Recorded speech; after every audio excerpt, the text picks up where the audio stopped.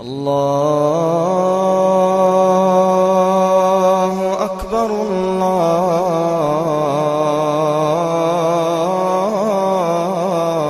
الله أكبر الله أكبر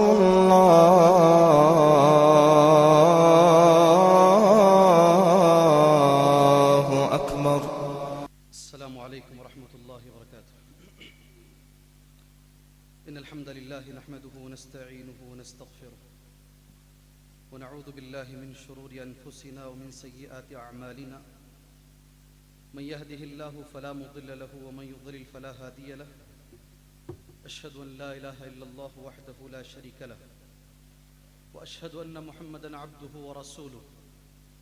أما بعد فإن خير الحديث كتاب الله وخير الهدي هدي محمد صلى الله عليه وسلم وشر الأمور محدثاتها وكل محدثة بدعة وكل بدعة ضلالة وكل ضلالة في النار. يا أيها الذين آمنوا اتقوا الله حق تقاته ولا تموتن إلا وأنتم مسلمون.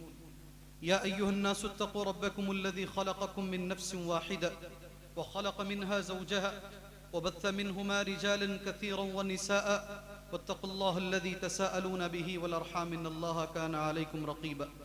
يا أيها الذين آمنوا اتقوا الله وقولوا قولا سديدا يصلح لكم أعمالكم ويغفر لكم ذنوبكم ومن يطع الله ورسوله فقد فاز فوزا عظيما. وقال في موضع آخر: بسم الله الرحمن الرحيم.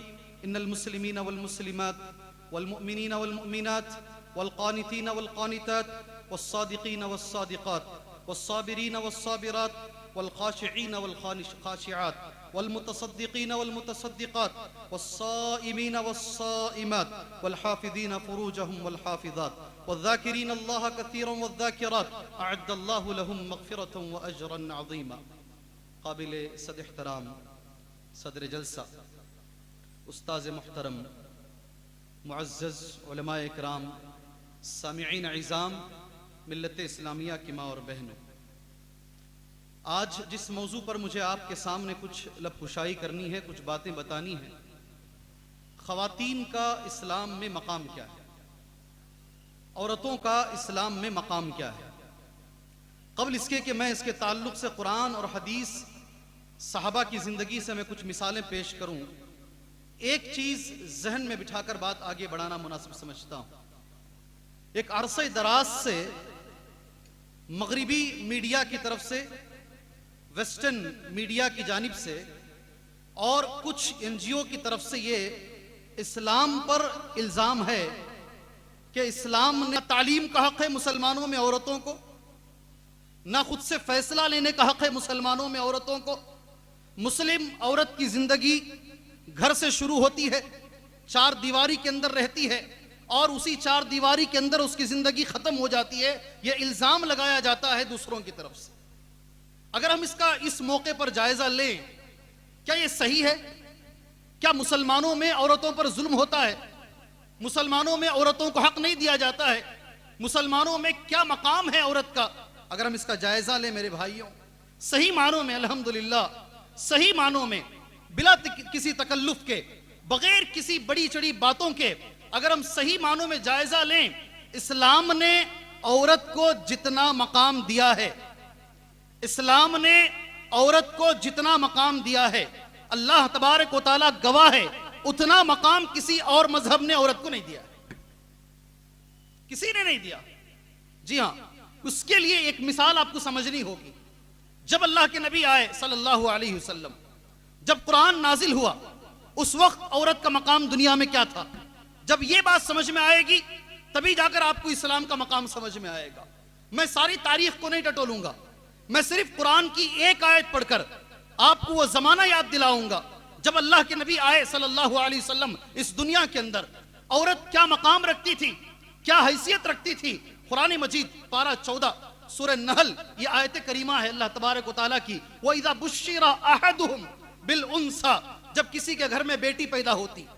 ترجمہ ہے آیت کریمہ کا، وَإِذَا بُشِّرَ أَحَدُهُمْ بِالْأُنْثَى، جب کسی کے گھر میں بیٹی پیدا ہوتی اور اسے بتایا جاتا باپ کو تیرے گھر میں بیٹی پیدا ہوئی ہے، ظل وجہہ مسودہ، قرآن کہتا ہے باپ کا چہرہ کالا ہو جاتا. قرآن کا اردو ترجمہ ہے ضل وجهه مسودا وهو كظيم، چہرہ کالا ہو جاتا، اندر ہی اندر گھٹنے لگتا. یہ خوشخبری بتائیں نہ بتائیں، وهو كظيم يتوارى من القوم من سوء، لوگوں سے ملتا نہیں تھا، قرآن کے تحت چھپتا پھرتا تھا. کیا پیدا ہوئی ہے؟ بیٹی پیدا ہوئی ہے، بولنے میں شرم محسوس ہوتی، آر محسوس ہوتی. یتوارا من القوم من سوء ما بشر بھی. اللہ اکبر، قرآن کا لفظ ہے. دل میں یہ سوچتا، اللہ کا کلام ہے کہ اسے ایسے ہی زندہ رکھے.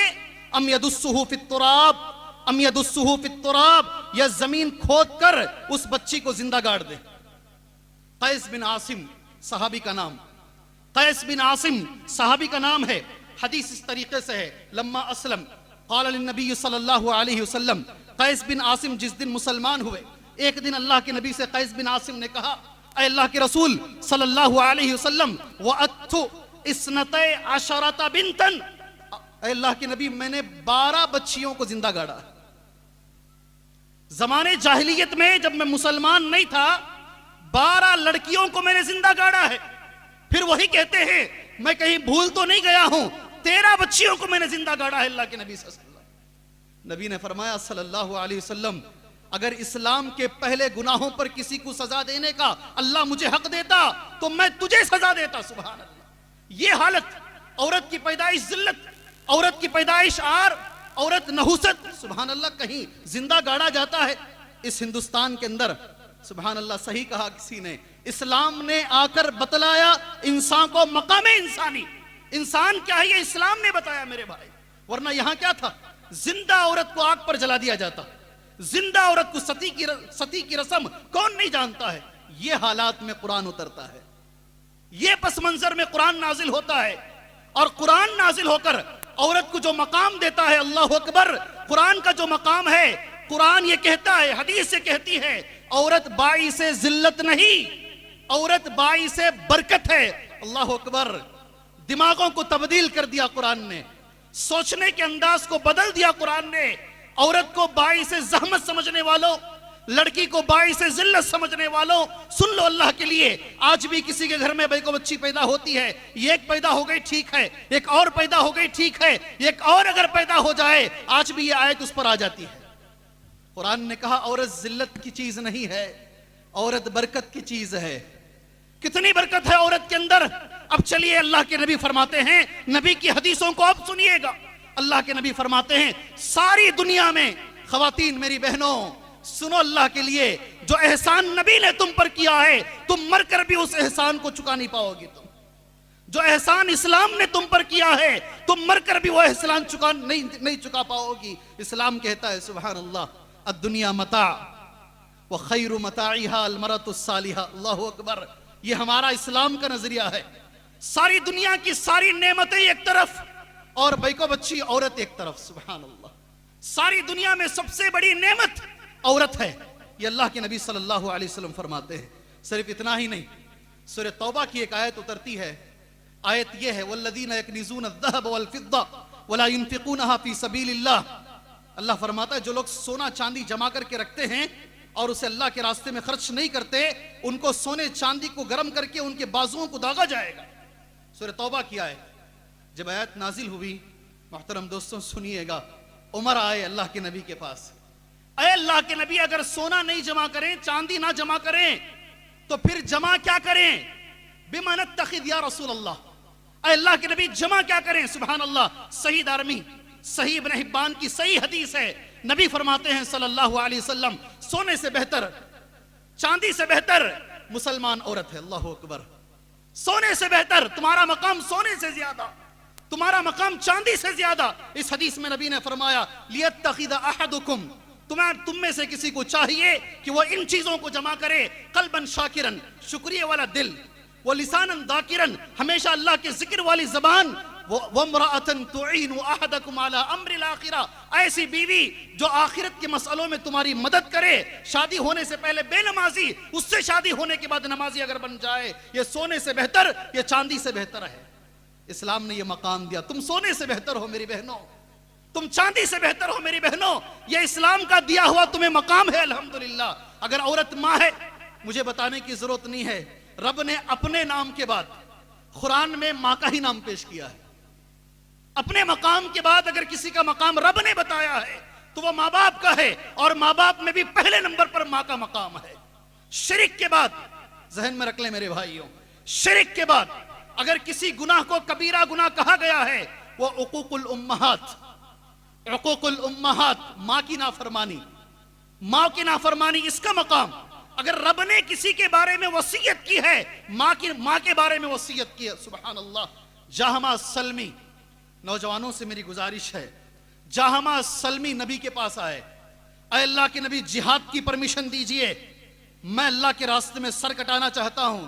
نبی نے سوال کیا تیری ماں زندہ ہے؟ سبحان اللہ، تیری ماں زندہ ہے؟ کہا ہاں ماں زندہ ہے. الزمہا، الزمہا، اسے چھوڑنا مت، اسے چھوڑنا مت، اسے لازم پکڑ، اس کی خدمت کر. اسی حدیث کا تتمہ ہے تیری جنت تیری ماں کے قدموں کے نیچے ہے. سبحان اللہ. کسی مذہب نے دیا ہے یہ مقام عورت کا، کسی مذہب نے دیا ہے جنت ماں کے قدموں کے نیچے ہے. سبحان اللہ، یہ اسلام نے مقام دیا ہے. عورت اگر بیٹی ہے، اللہ اکبر، عورت اگر ہماری بچی ہے، بیٹی ہے، شاید کسی مذہب نے نہیں کہا ہے. نبی فرماتے ہیں صلی اللہ علیہ وسلم من ابتلی من هذه البنات بشیء، اگر کوئی باپ بچیوں کے مسئلے میں آزمایا جائے، شادی ہو گئی ہے پھر بھی پریشان ہے، لوگ ستا رہے ہیں، آزمایا جاتا ہے بیٹیوں کے مسئلے میں، اللہ اکبر، اور وہ صبر کرے، نبی فرماتے ہیں کن لہ سترا من النار، کن لہ سترا من النار. روز قیامت جہنم کی آگ ایک طرف ہوگی، باپ ایک طرف ہوگا، بیچ میں بچی کھڑی ہو جائے گی، میرے باپ کو جہنم کی آگ نہ چھوئے. اللہ اکبر، میرے باپ کو جہنم کی آگ نہ چھوئے. اگر بیٹی ہے تو بیٹی کا یہ مقام ہے. سبحان اللہ. جی ہاں، آج کسی بڑے آدمی کے ساتھ ہم اٹھتے بیٹھتے ہیں، ہمارے نخرے بدل جاتے ہیں. میرا اٹھنا بیٹھنا فلاں کے ساتھ ہے. روز قیامت جو نبی کے ساتھ بیٹھے گا، روز قیامت جس کا کندھا نبی کے کندھے سے ملے گا، اسے کیا کرنا چاہیے میرے بھائی؟ حدیث صحیح مسلم کی ہے، اللہ کے نبی فرماتے ہیں من عال جاریتین، دو بیٹیوں کی پرورش کرے، دو بیکو بچیوں کی پرورش کرے. مقام بیٹی کا اس حدیث میں بتایا گیا ہے. اور پریشانی اٹھائے، انا وہوا کہاتین، میں اور وہ باپ یہ دو انگلیوں کی طرح ہوں گے، یہ دو انگلیوں کی طرح ہوں گے. ضم اصابعہ، اللہ کے نبی نے انگلی جمع کر کے بتایا میرے سے دور نہیں رہے گا وہ باپ، میرے کندھے سے کندھا مل کر رہے گا. سبحان اللہ. اگر عورت بیٹی ہے تو اس کا مقام الگ ہے. اگر عورت بیوی ہے، اصل یہی مسئلہ ہے، اگر عورت بیوی ہے اس کا مقام کیا ہے؟ ہم کیا سمجھتے ہیں بیوی کو؟ سبحان اللہ. نبی نے کیا سمجھا؟ 1,40,000 صحابہ، آخری خطبہ حجت الوداع کا، آنکھوں میں آنسو صحابہ کے، نبی کا یہ لفظ نکلتا ہے. سبحان اللہ. اس میں نبی فرماتے ہیں استوصوا بالنساء خیرا، عورتوں کے بارے میں وصیت کرتا ہوں ان کے ساتھ اچھا سلوک کرنا. بیویوں کے تعلق سے نبی نے یہ کہہ دیا صلی اللہ علیہ وسلم، جی ہاں، جو عورت کے ساتھ اچھا نہیں ہے، وہ نمازی ہو، وہ روزے دار ہو، داڑھی لمبی ہو، جھبا لمبا ہو، بیوی کے ساتھ سلوک نہیں ہے تو پھر اس کے اخلاق اچھے نہیں ہیں، وہ صحیح مسلمان نہیں ہے. پھر نبی نے فرمایا خیرکم خیرکم لأہلہ وانا خیرکم لأہلی، تم میں سب سے بہتر وہ ہے جو اپنی بیوی کے ساتھ بہتر ہے اور میں میری بیوی کے ساتھ سب سے بہتر ہوں. سبحان اللہ. نبی کریم صلی اللہ علیہ وسلم نے ایک لفظ کہا، وقت کی قلت کی بنیاد پر نہ آپ سے پوچھوں گا، نہ سوال نہ جواب ہوگا، ایسے ہی کہوں گا. بیوی کو کیا سمجھے ہم؟ ہماری پراپرٹی ہے بیوی. اسلام نے کیا تصور دیا ہے بیوی کے تعلق سے؟ سنیے نبی کا لفظ، استحللتم فروجہن بی امان اللہ. اسلام نے کہا بیوی اللہ کی امانت ہے. اللہ اکبر.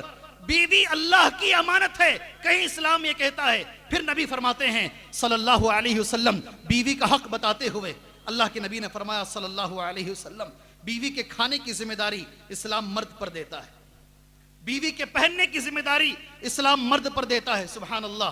پھر اللہ کے نبی صلی اللہ علیہ وسلم نے 6 حدیث کی کتابوں میں حدیث موجود ہے میرے بھائی، ایک نہیں دو نہیں 6 کتابوں میں موجود ہے. اس پہ ہمارا عمل ہے کیا؟ ذرا چیک کریں میرے بھائی. نبی کے الفاظ عربی زبان میں اس طریقے سے ہیں، وَلَا تَضْرِبِ الْوَجْهِ وَلَا تُقَبِّحْ وَلَا تَهْجُرْ إِلَّا فِي الْبَيْتِ. نبی فرماتے بیوی کا یہ مرد پر حق ہے، یہ بیوی کا مقام مرد پر ہے. سبحان اللہ. نبی نے فرمایا صلی اللہ علیہ وسلم کبھی ہاتھ نہ اٹھائیں. اسلام کبھی پرمیشن نہیں دیتا عورتوں کو مارنے کی. वला तज़रिबिल वज्ह, कभी चेहरे पे हाथ नहीं उठा, वला तज़रिबिल वज्ह, कभी चेहरे पे हाथ नहीं उठा। सही मुस्लिम की हदीस है, मा ज़रब रसूलुल्लाह सल्लल्लाहु अलैहि वसल्लम इम्राअतन क़त्तु, कभी नबी ने किसी औरत पर हाथ नहीं उठाया। अल्लाहु अकबर, कभी नहीं उठाया। हम नबी के चाहने वाले, नबी के तरीके पर जिंदगी गुजारने वाले कभी बीवी पे हाथ नहीं उठाएं। चौथा लफ्ज जो कुरान हदीस कहती है, वला तुक़ब्बिह, अल्लाहु अकबर, अल्लाहु अकबर। अल्लाह हमें अमल की तौफीक अता फरमाए।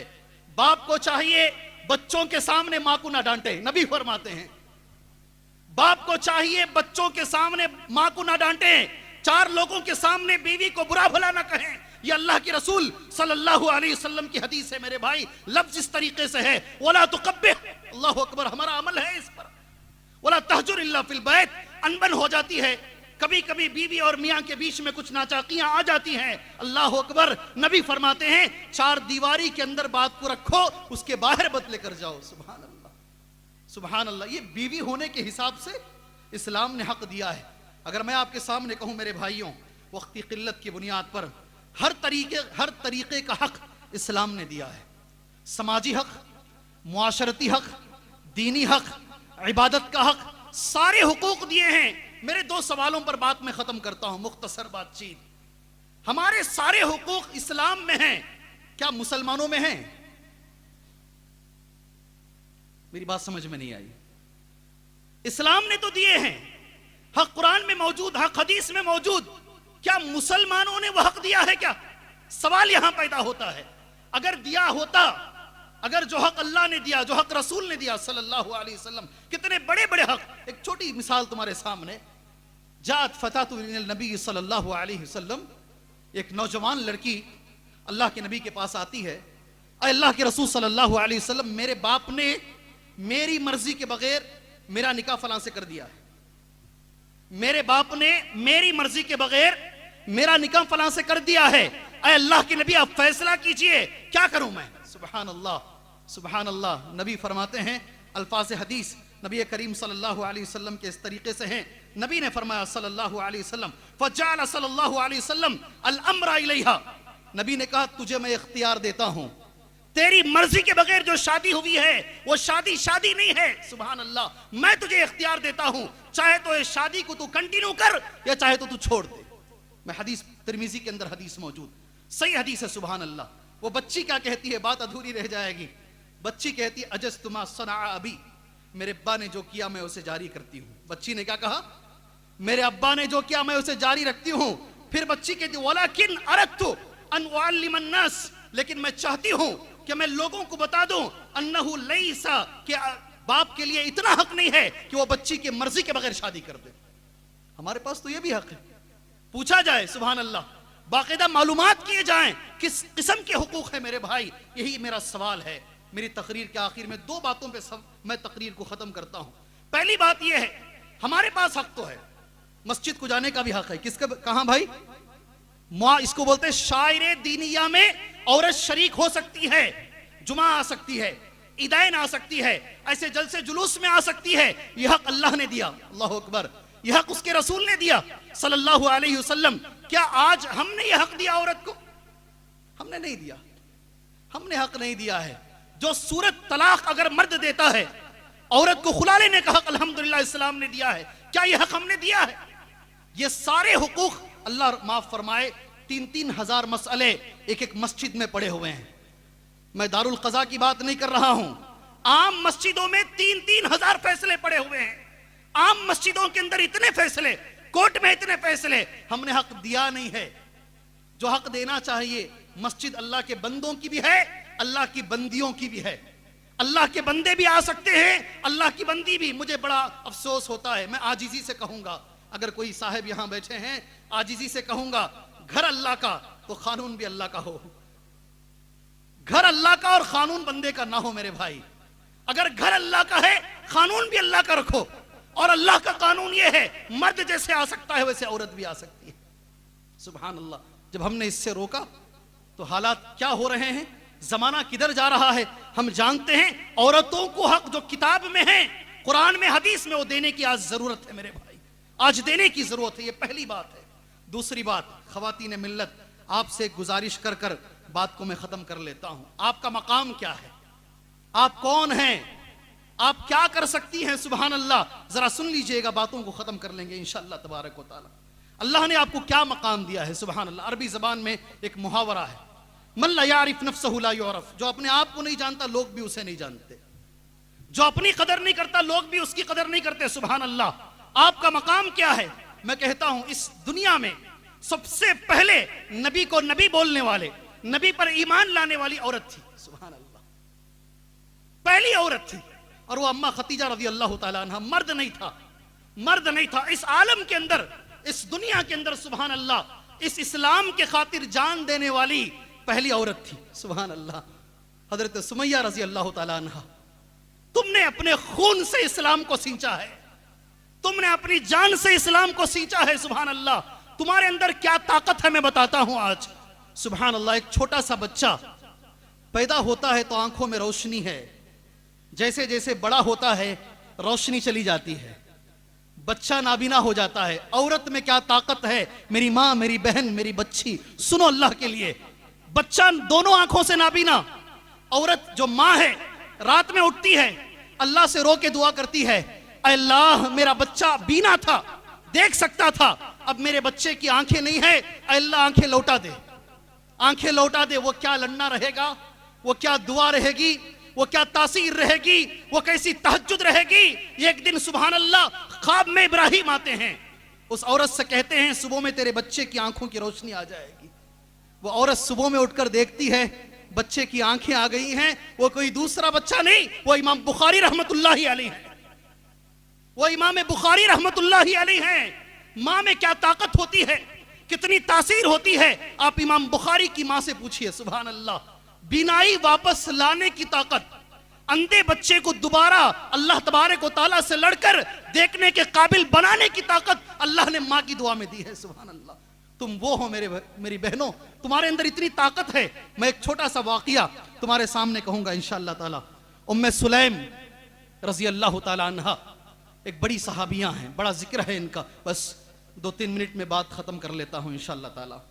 ام سلیم سے ابو طلحہ انصاری نے نکاح کی نیت کی, کہا میں تم سے نکاح کرنا چاہتا ہوں. سبحان اللہ. ابو طلحہ انصاری مالدار ترین آدمی, مالدار نہیں, مالدار ترین. سبحان اللہ.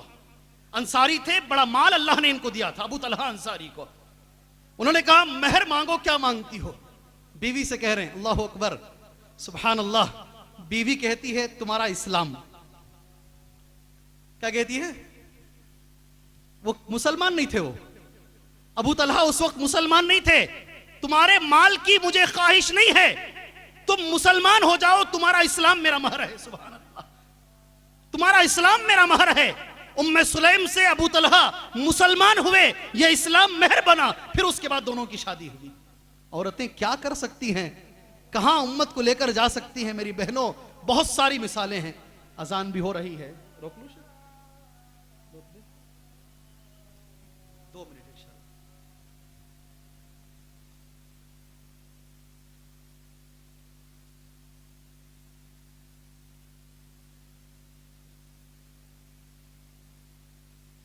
اللہ وبرکاتہ. محترم دوستوں, جہاں سے بات چھوٹی تھی بس 2 باتیں بول کر اپنی بات میں ختم کر لیتا ہوں. خاص کر خواتین کے لیے جو باتیں میں بتا رہا تھا آپ کے سامنے, اس میں ایک اہم چیز یہی تھی میری بہنوں کہ جتنے بھی پرانے ائمہ گزرے ہیں, سلف صالحین کے اندر جو بھی نامور چہرے گزرے ہیں, جن سے دنیا بدلی ہے, جنہوں نے دنیا میں بہت کچھ کام کیا ہے, اگر ان کے پیچھے ہم دیکھیں سبحان اللہ, کوئی نہ کوئی ایک سچی, ایک پکی, ایک ایماندار, امانت دار, متقی عورت ہی نظر آئے گی الحمدللہ.